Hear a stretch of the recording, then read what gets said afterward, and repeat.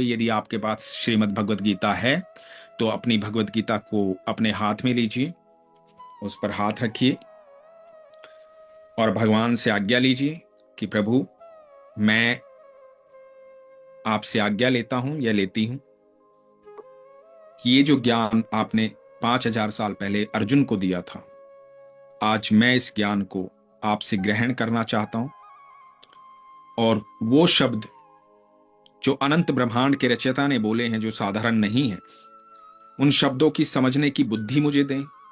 मेरे जीवन के महाभारत में मैं इस महाभारत पर कैसे विजय प्राप्त करूं, ऐसा ज्ञान मुझे दें। इस मोहपाश की दुनिया में जहां मैं फंसा हुआ हूं, जहां चारों तरफ हर कोई मुझसे संबंधित है, जिन सबको मैं अपना समझता हूं वो मुझे पता नहीं अपना समझते हैं या नहीं समझते हैं, लेकिन मैं सबको अपना समझता हूं और मुझे लगता है कि मैं हर जगह सही हूं। तो मेरे इस भ्रम को भी दूर करे कि मैं कहां सही हूं और कहां गलत हूं। इस सारे भ्रम को दूर करते हुए, मुझे ज्ञान देते हुए, मुझे इस महाभारत से बाहर निकालें और अपनी शरण मिलें। ऐसी प्रार्थना करके मैं भगवान आपके शब्दों को समझने की क्षमता रखते हुए मैं इस गीता पाठ को शुरू करता हूं। हरे कृष्ण। तो हम द्वितीय अध्याय पर आते हैं। दूसरा अध्याय। संजय बोले, उस प्रकार करुणा से व्याप्त और आंसुओं से पूर्ण तथा व्याकुल नेत्रों वाले शोक युक्त उस अर्जुन के प्रति भगवान मधुसूदन ने ये वचन कहा। अब श्री भगवान पहली बार बोलते हैं। इससे पहले भगवान ने सिर्फ एक शब्द कहा था अर्जुन को कि सामने खड़े कौरवों को देखो। अब भगवान पहली बार बोलते हैं जहां अर्जुन फंसा हुआ है। अर्जुन इस स्थिति में आ गया है कि अर्जुन सुसाइड करना चाहता है, अर्जुन मरना चाहता है। कहता है कि मैं मर जाऊं, इनको ना मारूं, क्योंकि मैं ही कारण बनूंगा तो इससे बेहतर है कि मैं कारण ना बनूं, कहीं पाप ना हो। तो यहां भगवान इस स्थिति में कहते हैं, ये जो स्थिति है, इस स्थिति में हम बहुत बार अपने जीवन काल में आते हैं। तो भगवान का एक एक शब्द बड़े ध्यान से सुनिएगा। श्री भगवान बोले, हे अर्जुन, तुझे इस असमय में ये मोह किस हेतु प्राप्त हुआ? क्योंकि ना तो ये श्रेष्ठ पुरुषों द्वारा आचरित है, ना स्वर्ग को देने वाला है, और ना ही कीर्ति को करने वाला ही है। भगवान कहते हैं कि अर्जुन, ये समय जहां युद्ध भूमि में तू आ गया, इतनी बड़ी बातें हो गई हैं, इतना पीछे इतना सब कुछ हो चुका है, द्रौपदी का चीरहरण तक करने का इन लोगों ने प्रयास किया, लाक्षागृह में तुम लोगों को मारने की कोशिश की, इतनी बार इन्होंने पाप किया है, इतनी बार घृणित अपराध किया है, उसके बाद युद्ध का समय निश्चित हुआ है। इससे पहले तो हम कितनी बार इनको मनाते आए हैं, कितनी बार इनको कहा है कि नहीं मान जाओ, कोई बात नहीं, 5 जगह भी मांग ली, 5 जगह दे दो, हम वहां राजपाट करेंगे, तुम आराम से रहो। कितनी बार मैंने भी इनसे रिक्वेस्ट की। उसके बाद ही युद्ध का निर्णय लिया, और युद्ध भूमि में आने के बाद तू मूर्खों जैसी बात क्यों कर रहा है? अब मोह कहां रह जाता है? जो लोग तुझे, तेरे परिवार को लाक्षागृह में मारना चाहते थे, जिन लोगों ने तुम्हारी पत्नी को भरे दरबार के अंदर जिसका चीरहरण करने के लिए प्रयास किया, जिन लोगों ने तुम्हें जीवन भर अपमानित किया, तुम्हारे हक से वंचित रखा, उनके लिए तुम मोह दिखा रहा है, वो भी युद्ध भूमि में। तो तुझे लगता है कि ये मोह दिखा करके तुझे स्वर्ग की प्राप्ति होगी? तो इसलिए हे अर्जुन, नपुंसकता को मत प्राप्त हो, तुझ में ये उचित नहीं जान पड़ती है। हे परंतप, हृदय की तुच्छ दुर्बलता को त्याग कर युद्ध के लिए खड़ा हो जाओ। भगवान कहते हैं कि ये सब मोह त्याग, और अब युद्ध भूमि में आया है तो युद्ध कर।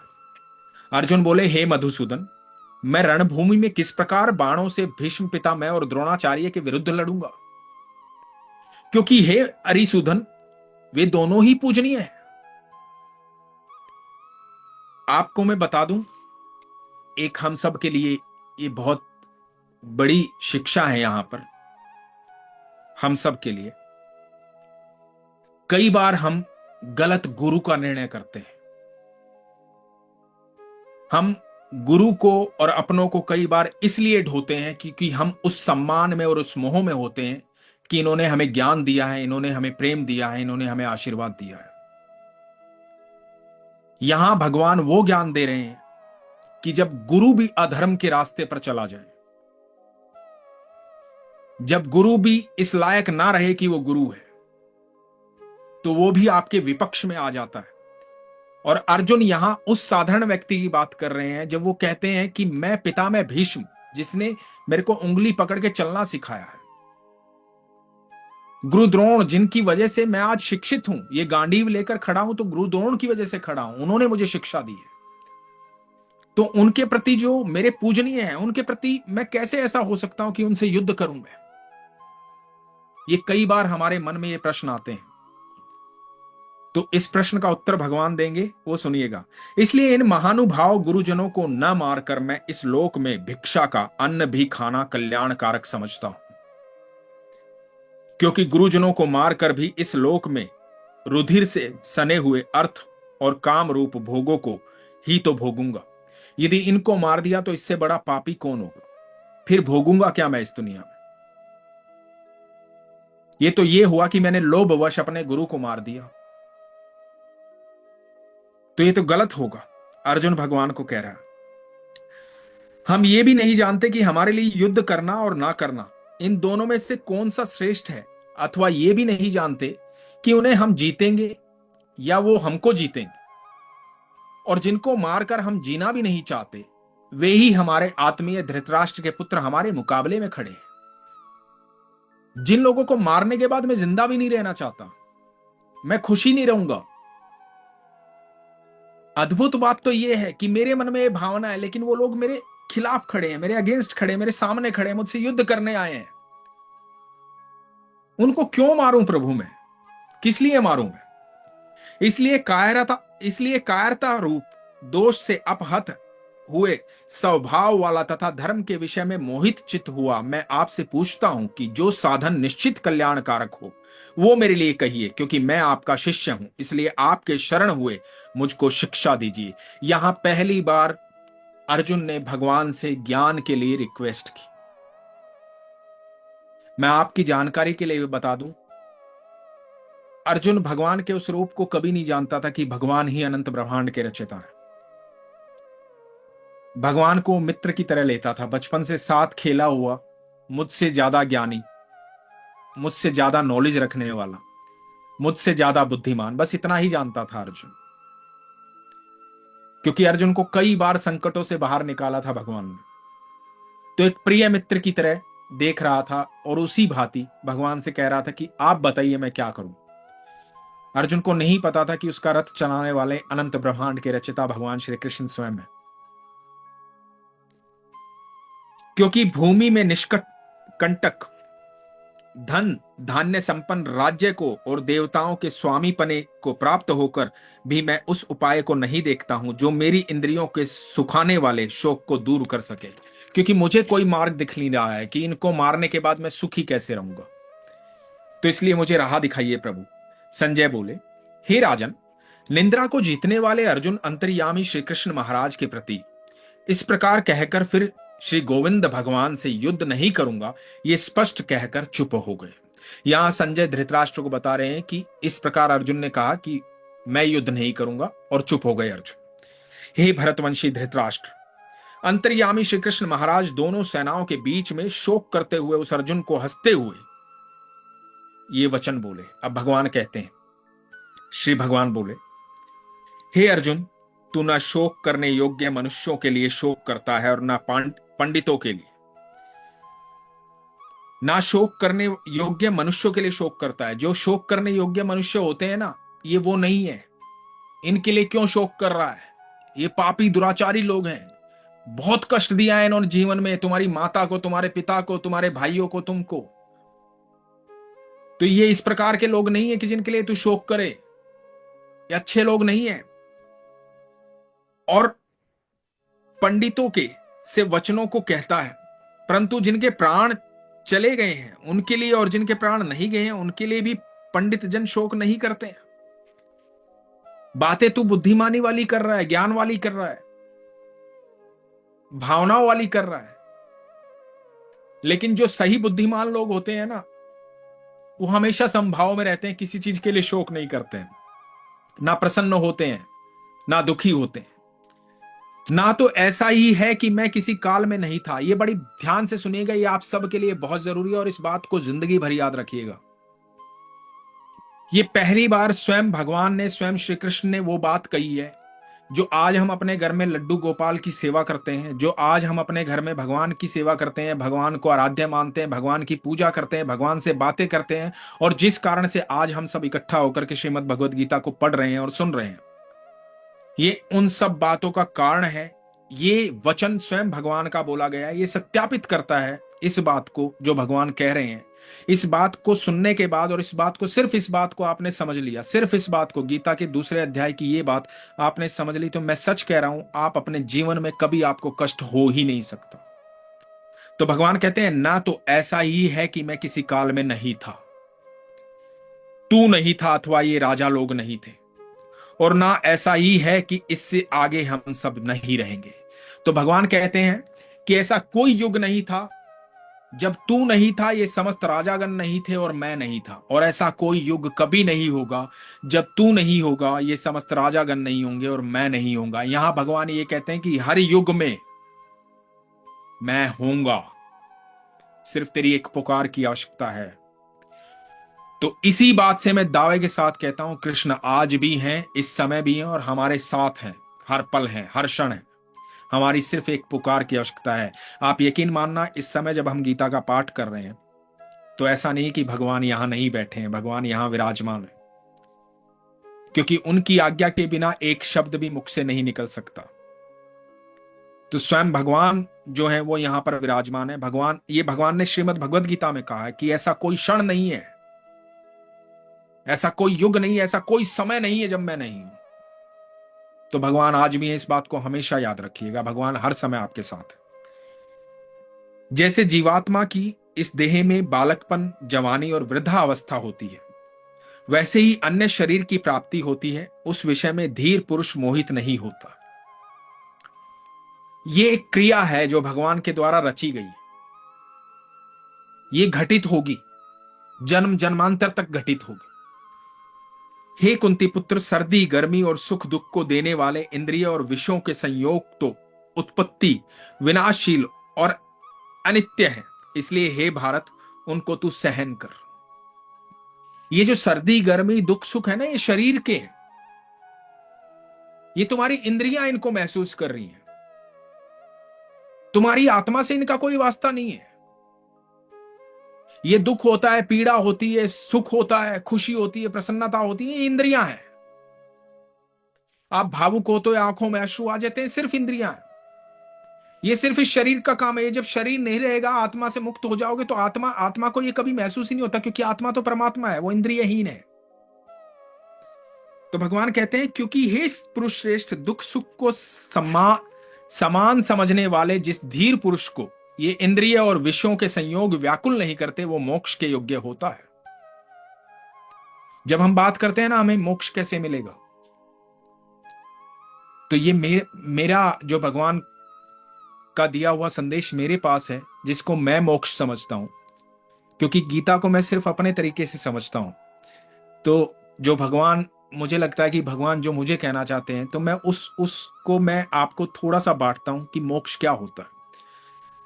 मोक्ष के राह पर सब तरह तरह की भाषाएं, परिभाषाएं यूज करते हैं कि मोक्ष ऐसे होता है, मोक्ष ऐसे होता है। देखो, भगवान ने सिर्फ एक वाक्य में मोक्ष का वर्णन कर दिया कि मोक्ष क्या होता है। भगवान कहते हैं कि जो दुख में दुखी नहीं होता है, सुख में सुखी नहीं होता है, जिसका अपनी इंद्रियों पर पूरा वश होता है, जिसको किसी प्रकार की कोई भावना किसी प्रकार से स्पर्श नहीं कर पाती है, चाहे दुख कितना भी बड़ा आ जाए वो विचलित नहीं होगा, चाहे सुख कितना भी बड़ा हो जाए वो प्रसन्न नहीं होगा। जो इस स्थिति में आ जाता है, समभाव की स्थिति में आ जाता है, स्वीकार्य भाव की स्थिति में आ जाता है, जब आप समभाव में आ जाते हैं, सबको एक समान देखते हैं, दुख को भी सुख को भी, तो आपका जीवित रहते हुए, शरीर में रहते हुए मोक्ष प्राप्त हो जाता है। तो आप मोक्ष की प्राप्ति कर लेते हैं। तो मोक्ष हमारे हाथ में है। भगवान ये कहते हैं, मोक्ष आप जीते जी प्राप्त करते हैं, मोक्ष के लिए मरना जरूरी नहीं है। असत वस्तु की तो सत्ता नहीं है और सत का अभाव नहीं है। इस प्रकार इन दोनों का ही तत्वज्ञानी पुरुषों द्वारा देखा गया है। नाश रहित तो तू उसको जान जिससे संपूर्ण जगत दृश्य वर्ग व्याप्त है, इस अविनाशी का विनाश करने में कोई भी समर्थ नहीं है। जो अविनाशी, नाश उन चीजों का हो सकता है, शरीर एक दिन नाश हो जाएगा, जो हम देख रहे हैं हर चीज का नाश हो जाएगा, जो सामने खड़े हैं ये योद्धा जन, इन सब का नाश हो जाएगा। सबकी एक सीमा है, सबकी एक लिमिट है, सबकी एक उम्र है, सबका नाश हो जाएगा। लेकिन जो अविनाशी है, जिसका कभी नाश नहीं होगा, जो तुम्हारे भीतर विराजमान है, जिसकी वजह से मैं ये बोल पा रहा हूं, जिसकी वजह से आप ये सुन पा रहे हैं, जो जीवात्मा भीतर है, स्वयं कृष्ण, वो अविनाशी है, उनका नाश कभी नहीं होगा। हमें उसको जीना चाहिए, इस शरीर को नहीं। तो इस नाश रहित अप्रमेय नित्य स्वरूप जीवात्मा के ये सब शरीर नाशवान कहे गए हैं। इसलिए हे भरतवंशी अर्जुन, तू युद्ध कर। इसलिए निश्चिंत होकर के युद्ध कर।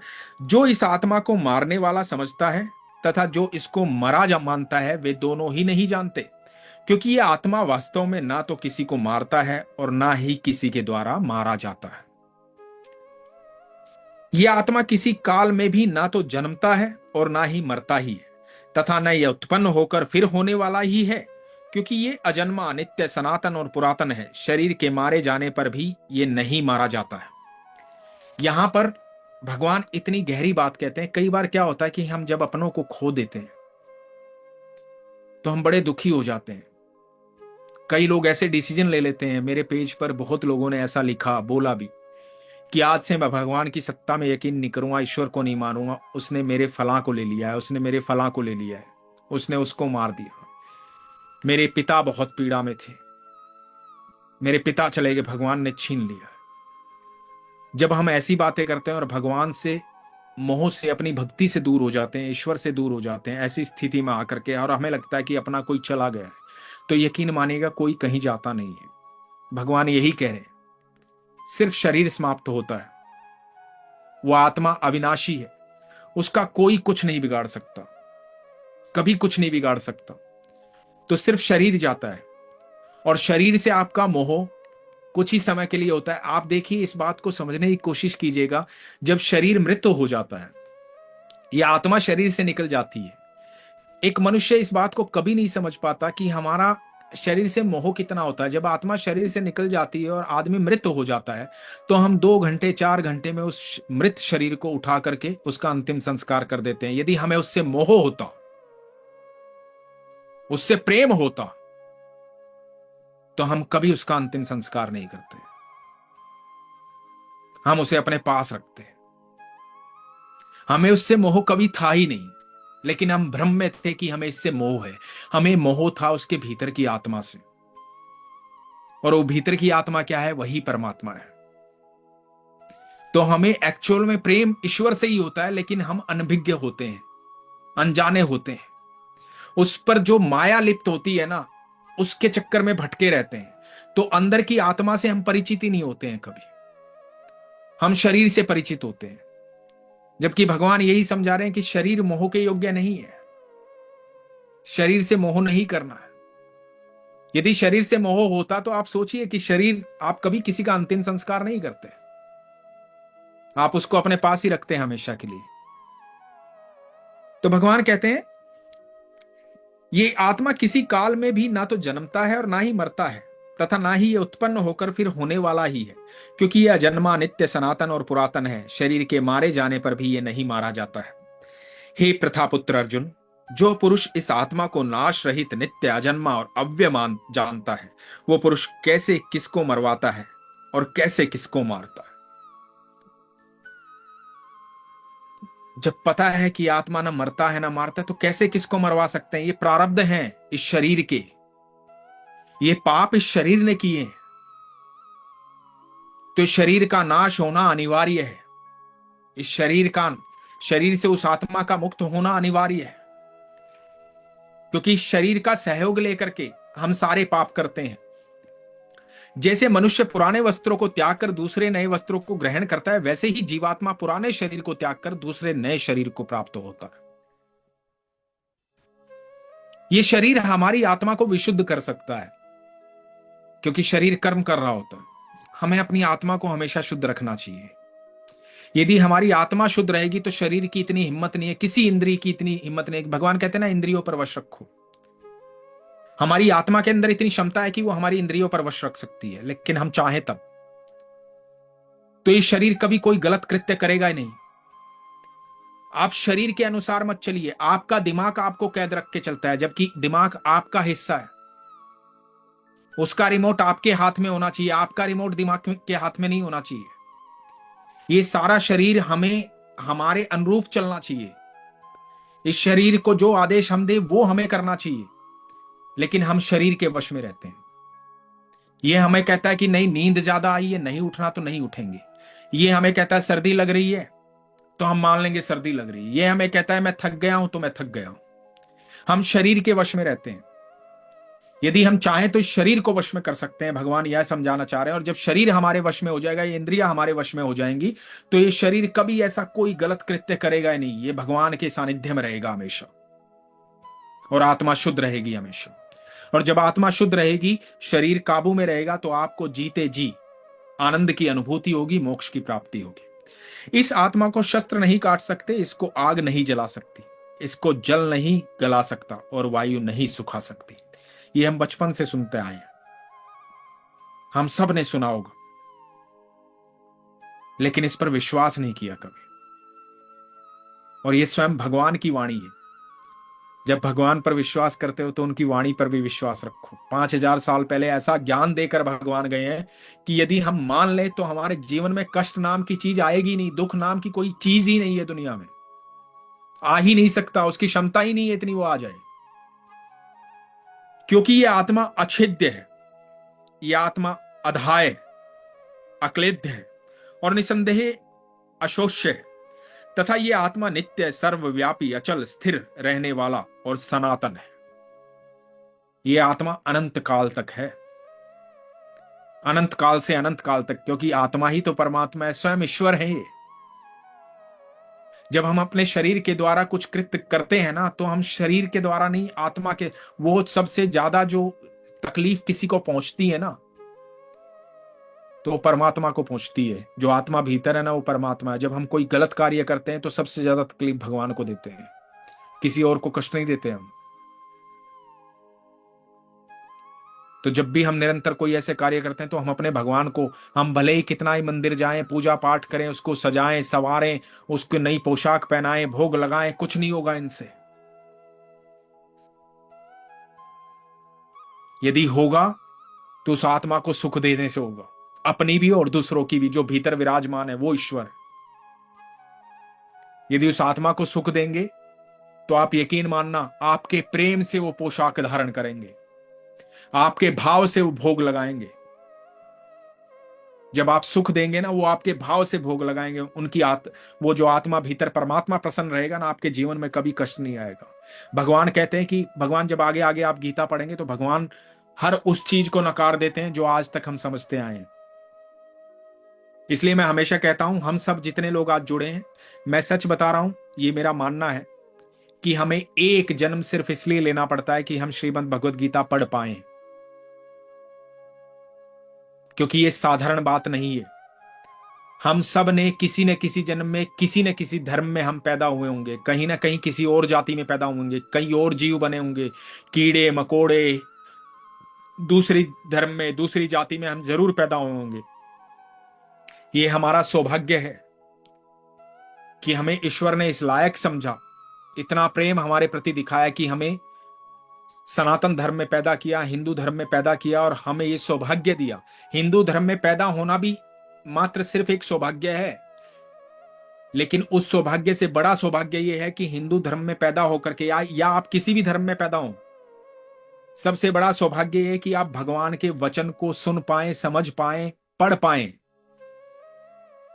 यदि आप आज इसे पढ़ रहे हैं और सुन रहे हैं, इसको आपने उतार लिया अपने जीवन में, तो आप यकीन मानिएगा ये आपका आखिरी जन्म है। जो लोग भटकते हैं ना दूर दूर तक, सालों से, सदियों से, भगवान आगे कहेंगे गीता में, सदियों से तपस्या कर रहे देवी देवताओं ने भी वो रूप नहीं देखा अर्जुन जो तू देख रहा है। वो देवी देवताओं की बात करते हैं, भगवान मनुष्यों की नहीं। तो मनुष्य को यह अधिकार दिया है कि वो देवी देवताओं से भी ऊपर जा सके।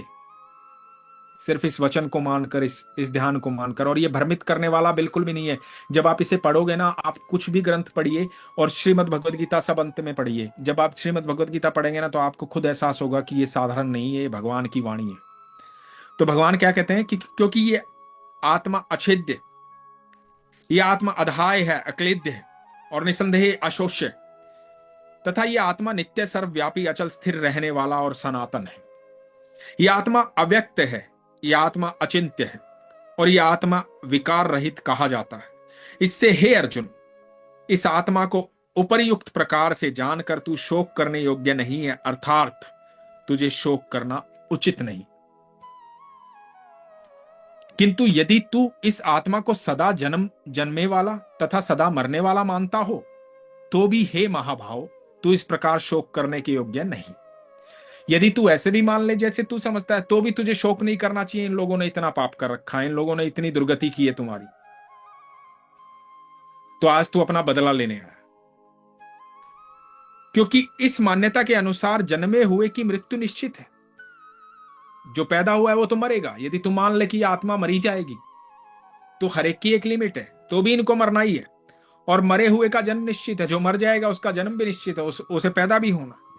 इससे भी इस बिना उपाय वाले विषय में तू शोक करने को योग्य नहीं है। तब भी तेरे शोक करने से कुछ नहीं होगा। जिसको मरना वो तो मरेगा, जिसको जन्म लेना वो भी जन्म लेगा, निरंतर चलता रहेगा। तो तेरे शोक करने से क्या होगा? तो तू शोक मत कर। हे अर्जुन, संपूर्ण प्राणी जन्म से पहले अप्रकट थे और मरने के बाद भी अप्रकट हो जाने वाले हैं, केवल बीच में ही प्रकट हैं। फिर ऐसी स्थिति में क्या शोक करना है? कोई एक महापुरुष ही इस आत्मा को आश्चर्य की भांति देखता है, और वैसे ही दूसरा कोई महापुरुष ही इसके तत्व को का आश्चर्य की भांति वर्णन करता है, तथा दूसरा कोई अधिकारी पुरुष ही इसे आश्चर्य की भांति सुनता है, और कोई कोई तो सुनकर भी इसको नहीं जानता है।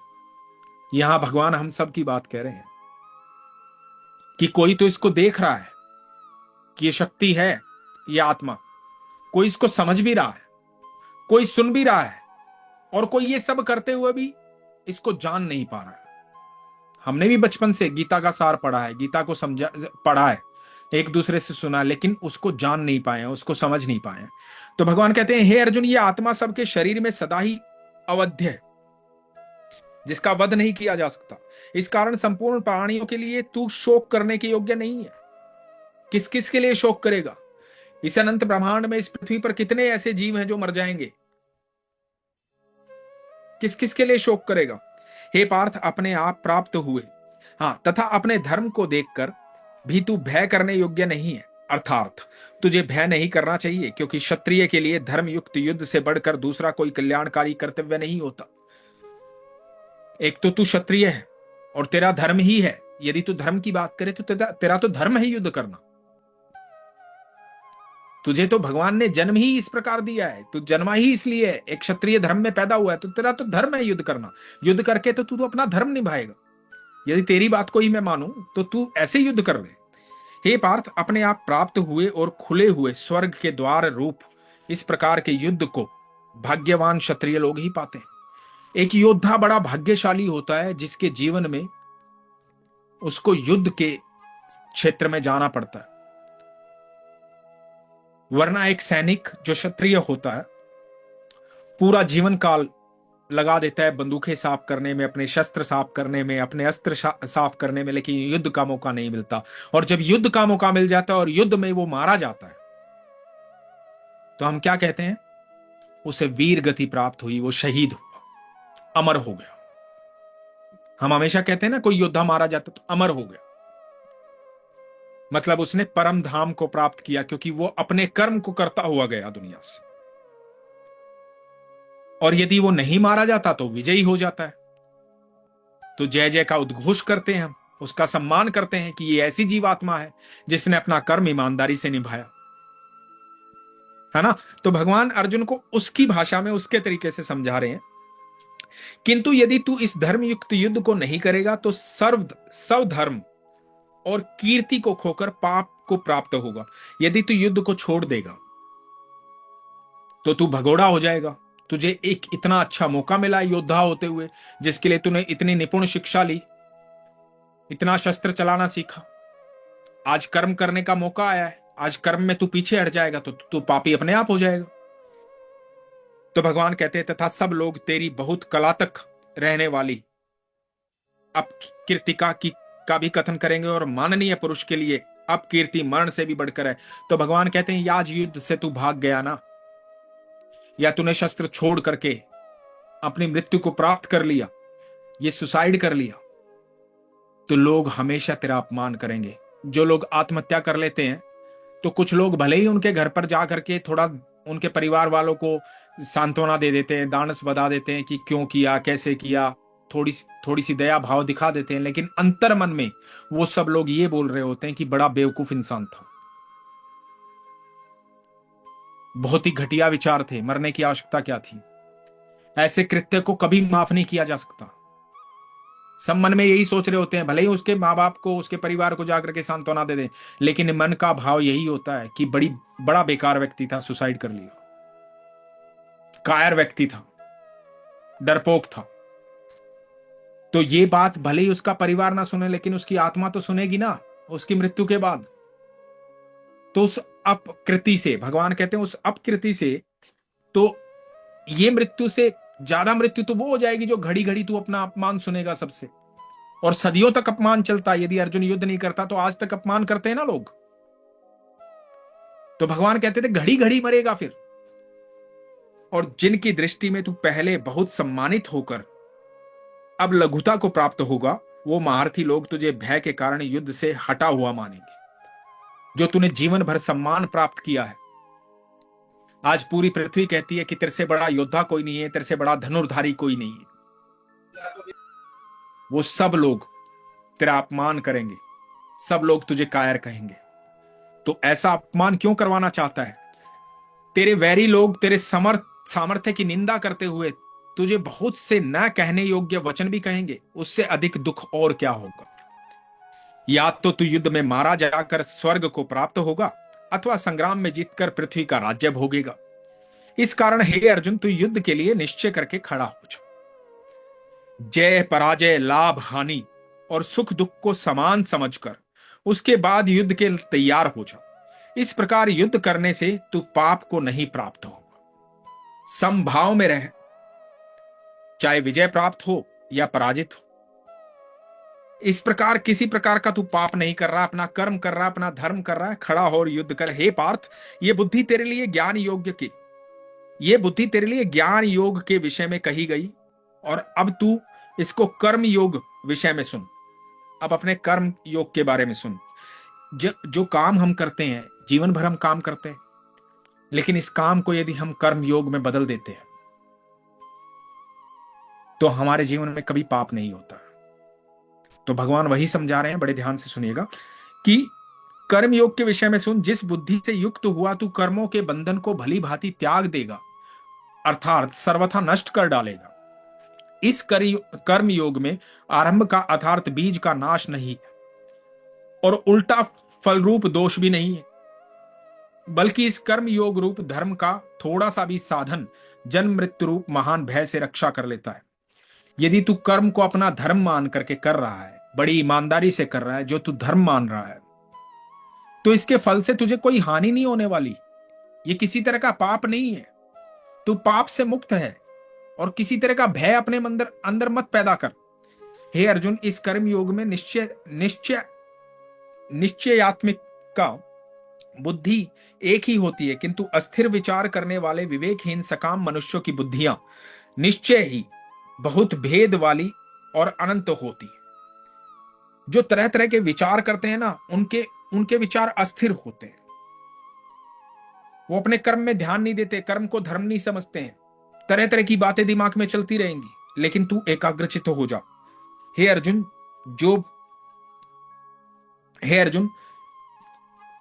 जो भोगों में तन्मय हो रहे हैं, जो कर्म फल के प्रशंसक वेद वाक्यों में ही प्रति रखते हैं, जिनकी बुद्धि में स्वर्ग ही परम प्राप्य वस्तु है और जो स्वर्ग से बढ़कर दूसरी कोई वस्तु ही नहीं है, ऐसा कहने वाले हैं, वे अविवेक की जन इस प्रकार की जिस पुष्पित अर्थात दिखाऊ शोभा युक्त वाणी को कहा करते हैं, जो कि जन्म रूप कर्म फल देने वाली एवं भोग तथा ऐश्वर्य की प्राप्ति के लिए नाना प्रकार की बहुत सी क्रियाओं का वर्णन करने वाली है। उस वाणी द्वारा जिनका चित्त हर लिया गया है, जो भोग और ऐश्वर्य में अत्यंत आसक्त हैं, उन पुरुषों की परमात्मा में निश्चयात्मिकता बुद्धि नहीं होती। जो पहले ही कर्म फल की बात करते हैं कि मैं ऐसा करूंगा तो स्वर्ग जाऊंगा, ऐसा करूंगा तो ऐसा होऊंगा, जो कर्म फल की हमेशा बात करते हैं और कर्म फल को जान करके कर्म करते हैं, वो कभी मुझ में विलीन नहीं होते, कभी मेरे नहीं होते। उनकी बुद्धि कभी उस प्रकार काम नहीं करती कि वो मेरे सानिध्य में रहे। जो लालचवश कार्य करते हैं वो पापी होते हैं। तो हे अर्जुन, वेद उपयुक्त प्रकार से तीनों गुणों के कार्य रूप समस्त भोगों एवं उनके साधनों का प्रतिपादन करने वाले हैं। इसलिए तू उन भोगों एवं उनके साधनों में आसक्तिहीन, हर शोकादि द्वंद्वों से रहित, नित्य वस्तु परमात्मा में स्थित योग क्षेम को न चाहने वाला और स्वाधीन अंतःकरण वाला हो। सब ओर से परिपूर्ण जलाशय से प्राप्त हो जाने पर छोटे जलाशय में मनुष्य का जितना प्रयोजन रहता है, ब्रह्म को तत्व से जानने वाले ब्राह्मण का समस्त वेदों में उतना ही प्रयोजन रह जाता है। भगवान कहते हैं कि यहां पर तू सारे कर्म फल को त्याग करके निष्काम भाव से अपने धर्म को निभा, अपने धर्म पर रह। तेरा कर्म करने में ही अधिकार है, उसके फलों में कभी नहीं। क्योंकि जो काम तू कर सकता है ना, वो अधिकार तेरा है, फल में कभी नहीं होता। ये आदमी कभी नहीं समझ पाता। हम कितना भी प्लान कर लें, हम कर्म करते वक्त कितना भी प्लान कर लें, लेकिन क्या फल हमेशा हमारे अनुसार आता है? कभी नहीं आता। क्योंकि फल हमारा काम ही नहीं है, फल देने वाले ईश्वर हैं, वो हमारा काम ही नहीं है। तो यदि इस बात को हम पहले से जान लें कि फल हमारा काम नहीं है, तो भगवान कहते हैं ना, कर्मण्येवाधिकारस्ते मा फलेषु कदाचन, कर्म करो फल की चिंता मत कर। जब पहले से जानेंगे तो हम अपने कर्म को क्या करेंगे? भगवान को समर्पित कर देंगे। जब भगवान को समर्पित कर देंगे तो हमें फल की चिंता नहीं रहेगी, और जब चिंता नहीं रहेगी तो फल देने वाले और कर्म करने वाले दोनों ही स्वयं भगवान हो जाएंगे। फिर सब अच्छा ही होना है। तो हे धनंजय, तू आसक्ति को त्याग कर तथा सिद्धि और असिद्धि में समान बुद्धि वाला होकर योग में स्थित हुआ कर्तव्य कर्मों को कर।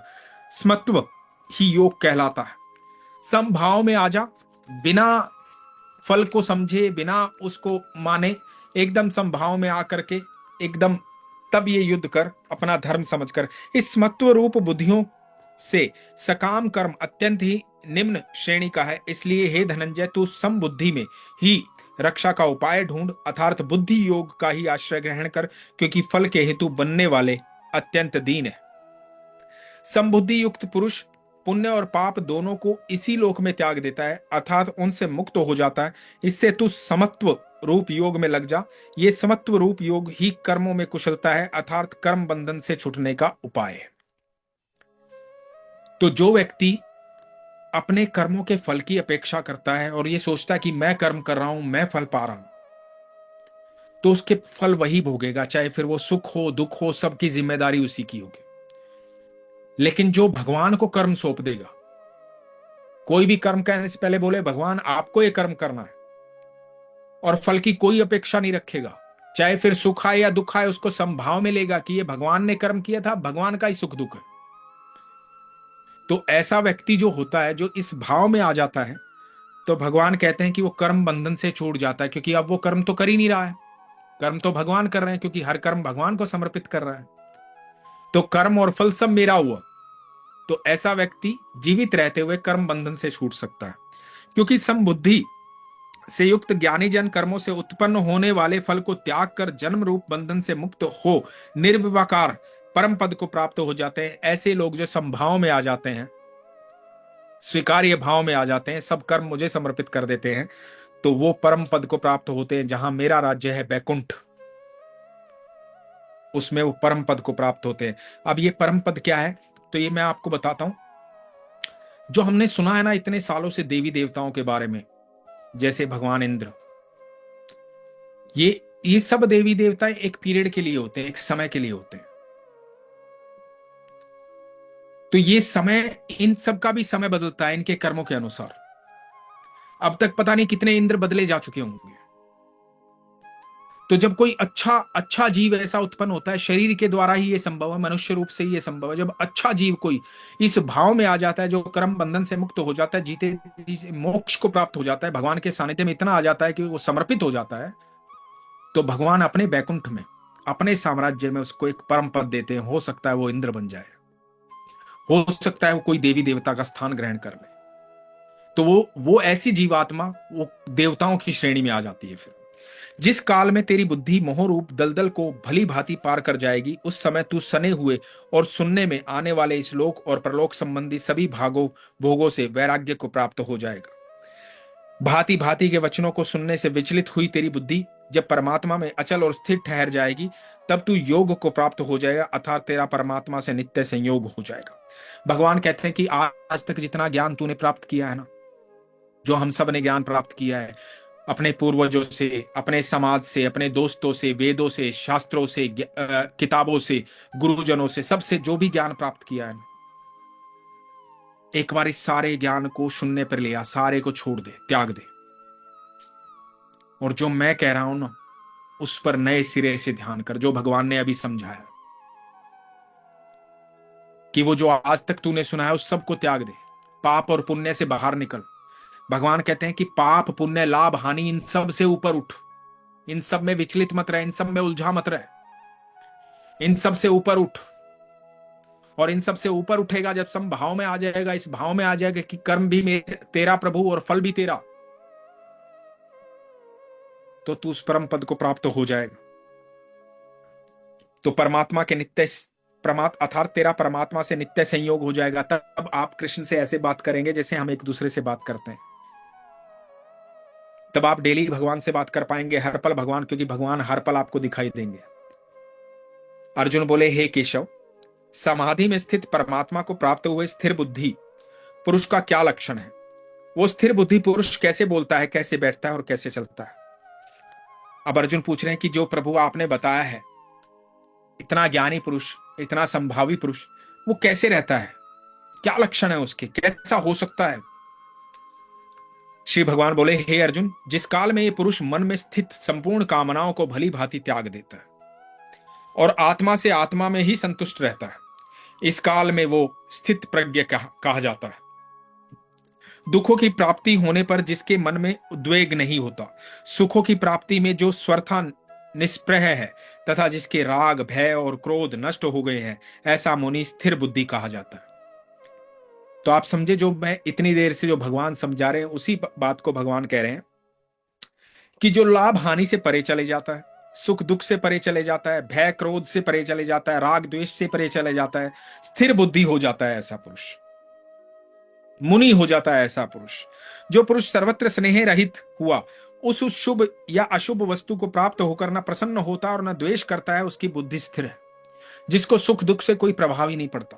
और कछु, जैसे जिस प्रकार भगवान उदाहरण देते हैं, और जिस प्रकार कछुआ सब ओर से अपने अंगों को जैसे समेट लेता है, जब कछुआ होता है तो अपने सारी भुजाओं को अंदर समेट लेता है, वैसे ही जब ये पुरुष इंद्रियों के विषयों से इंद्रियों को सब प्रकार से हटा लेता है, जो सारी इंद्रियों पर अपना कंट्रोल कर लेता है, जिस पर किसी प्रकार का कोई फर्क नहीं डाल सकता, कोई साधारण जीव, कोई असाधारण जीव, किसी प्रकार का कोई फर्क उसको नहीं बदल सकता, वो स्थिर चला जाता है, शून्य में चला जाता है, तब उसकी बुद्धि स्थिर है, ऐसा समझना चाहिए। इंद्रियों के द्वारा विषयों को ग्रहण न करने वाले पुरुष के भी केवल विषय तो निर्वित हो जाते हैं, परंतु उनमें रहने वाली आसक्ति निर्वित नहीं होती।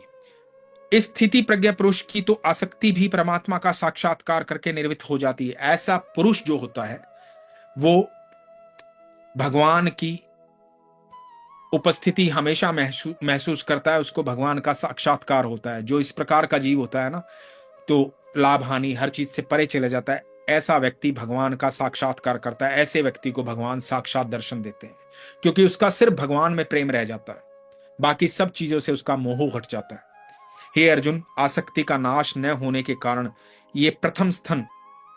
ये प्रथमन स्वभाववश वाली इंद्रिया यत्न करते हुए बुद्धिमान पुरुष के मन को बलात् हर लेती। लेकिन यदि ऐसा व्यक्ति नहीं होता, क्योंकि ये जो इंद्रियां होती हैं ना, ये हमारे मन को हरती हैं, हमें गलत करने के लिए प्रेरित करती हैं। दिमाग हमेशा हमसे खेलता है, हमेशा। आपके जीवन में बहुत बार ऐसा होता होगा जो कभी नहीं होता होगा, लेकिन दिमाग उसे सोचता रहता होगा कि ऐसा हो जाएगा तो ऐसा होगा, वैसा हो जाएगा तो ऐसा हो जाएगा, और वो आपको डराता रहता है बार बार। आप घबराते रहेंगे, वैसा कुछ होगा नहीं, लेकिन आपका दिमाग आपके साथ खेलता रहेगा, आपको डराता रहेगा। छोटी सी चीज में लालसा बढ़ जाएगी। वो चीज किसी कारण, किसी भी चीज की नहीं है, किसी भी कारण की नहीं है, किसी काम नहीं आनी है, लेकिन लालचा हो जाएगी। और लालसा कितनी देर की? थोड़ी सी देर की। यदि आपका अभी मन किया कि आपको एक बड़ी गाड़ी लेनी है, बहुत बड़ी गाड़ी, आपकी आसक्ति उसमें जमी हुई है, कई महीनों से, कई सालों से आप पैसा जोड़ रहे हैं, एक कार लेनी है, बड़ी कार लेनी है, तो आप यकीन मानना, जिस दिन वो कार ले लोगे ना, उसके 15 दिन बाद, 20 दिन बाद, 1 महीने बाद, 2 महीने बाद आपका मोह उससे खत्म हो जाएगा। आप किसी और बड़ी कार की तरफ भागोगे। तो देखा जाए तो कोई भी ऐसी चीज नहीं है जिसमें मोह निरंतर रह सकता है ईश्वर के अलावा। सिर्फ ईश्वर ही है जहां आपका मोह स्थिर रह सकता है। इसलिए साधक को चाहिए कि वो उन संपूर्ण इंद्रियों को वश में करके समाहित चित्त हुआ मेरा परायण होकर ध्यान में बैठे, क्योंकि जिस पुरुष की इंद्रियां वश में होती हैं उसकी बुद्धि स्थिर हो जाती है। विषयों का चिंतन करने वाले पुरुष की उन विषयों में आसक्ति हो जाती है, आसक्ति से उन विषयों की कामना उत्पन्न होती है, और कामना में विघ्न पड़ने से क्रोध उत्पन्न होता है।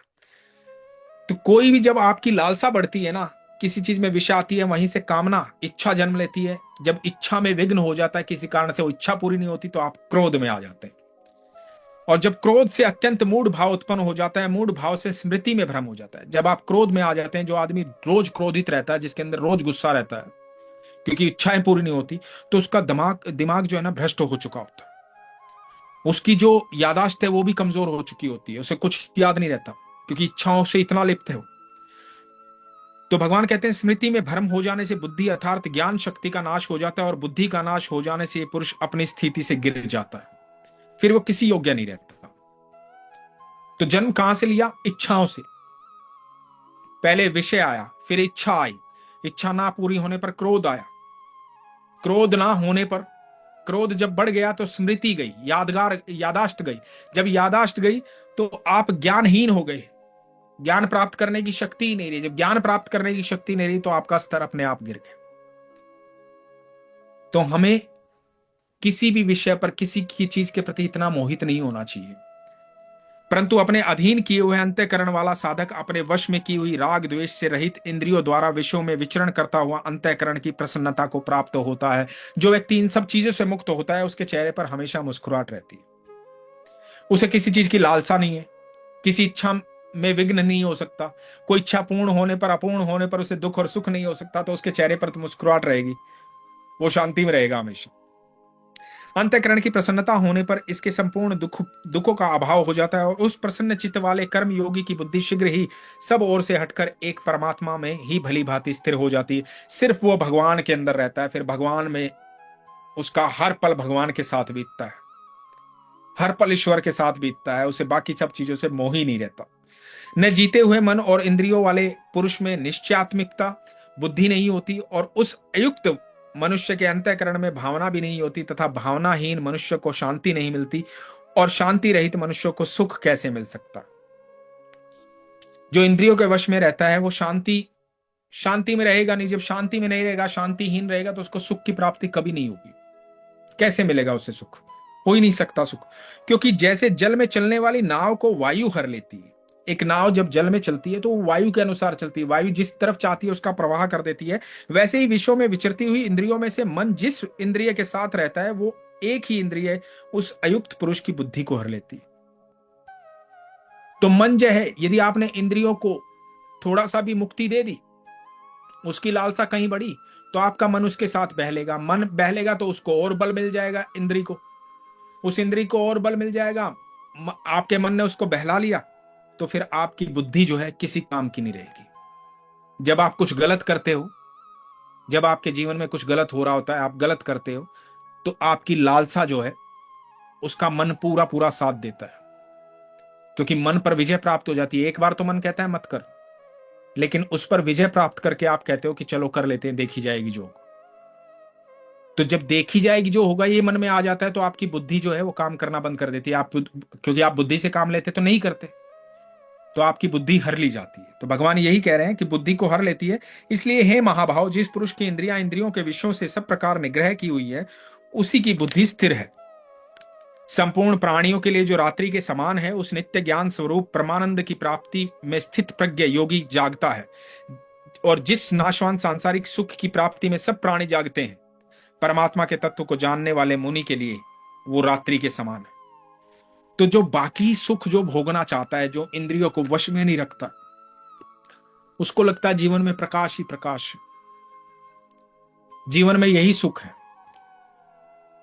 और जो ईश्वर के सानिध्य में आ जाता है, प्रेम ईश्वर से करने लग जाता है, जो इन सब चीजों से दूर हो जाता है, उसको फिर बाकी जीवन जो है ना, ये ऐसा लगता है कि ये सब रात्रि में जी रहे हैं, अंधकार में जी रहे हैं। क्योंकि स्वयं जो है अनंत ब्रह्मांड का प्रकाश तो उसके पास है, ईश्वर तो उसके पास है।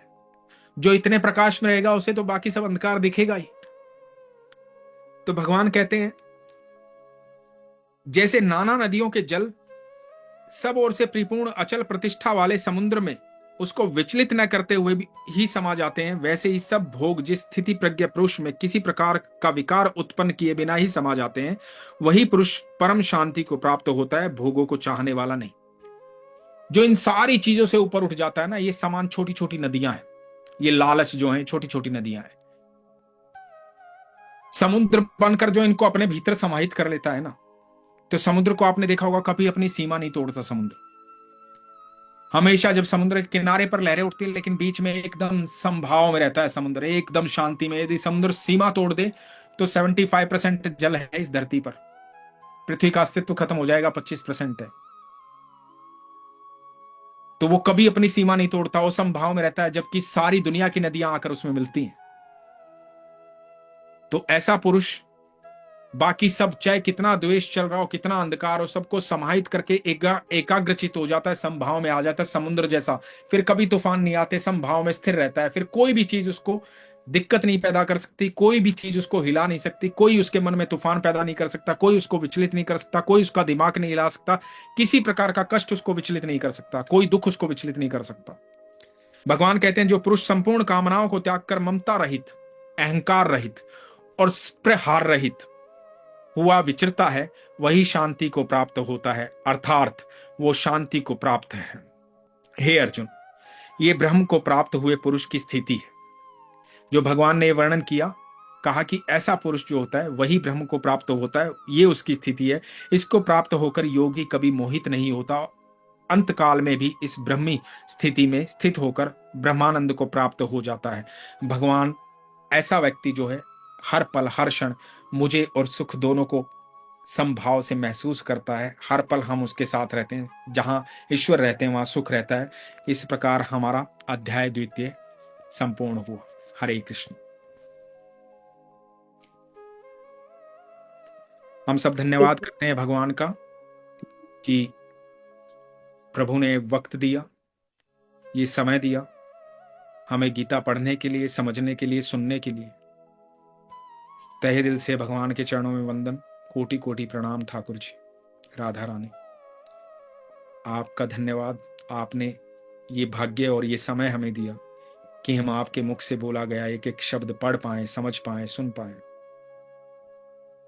हमें ऐसी क्षमता देना, अपने सानिध्य में रखना कि हम अपने जीवन में इन शब्दों को उतार पाए और जैसा आप चाहते हैं प्रभु हम वैसे हो पाए। ऐसी क्षमता हमें देना, जहां भी हम भटके आप किसी भी रूप में, किसी भी आकार में, कहीं भी, किसी भी स्थिति में आकर के हमें उस मार्ग से हटा देना जहां पर हम भटके। सारी नकारात्मक ऊर्जा को दूर कर देना और सकारात्मक ऊर्जा में रखना। हम साधारण मनुष्य हैं, साधारण जीव हैं, भटक सकते हैं, गलती हो सकती है, भूल सकते हैं। हम तुझे भूल सकते हैं प्रभु, लेकिन तू हमें कभी मत भूलना। हर पल हर क्षण हमारे साथ रहना, हमें सही मार्ग दिखलाना। हम जैसे भी हैं तेरे हैं प्रभु, इसलिए हर क्षण हमें अपना अर्जुन मानना और हर समय हर पल अपने सानिध्य में रखना। हरे कृष्ण।